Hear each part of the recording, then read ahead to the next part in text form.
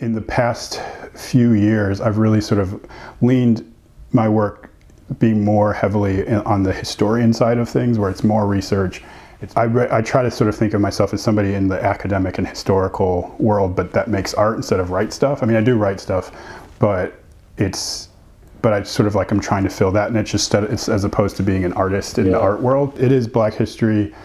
There's a lot of portraiture because I've literally been doing portraiture since I was like 5 years old. I conveniently, when I was a very small child, picked the hardest thing to do, is do things of people, but I didn't realize what I was doing, and I've been doing that for so long.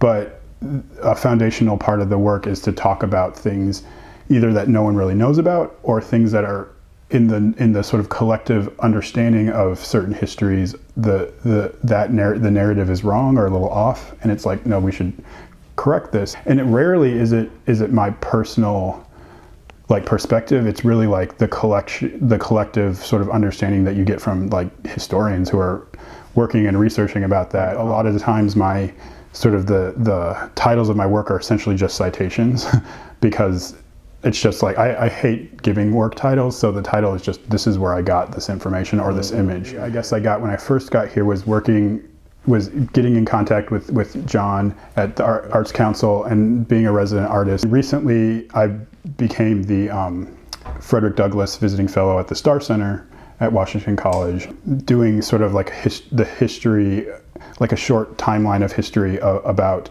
Kent County, Washington College, and Chestertown, like the Black history and significant things. So most of it probably will be sort of the recreation of like documents and texts. The piece I'm working on right now is about the 13th president at Washington College. Yeah, it was William Rivers, and he was one of the founders of the South Carolina. He's from Charleston, South Carolina. Was one of the before the Civil War, was a founder of their historical society.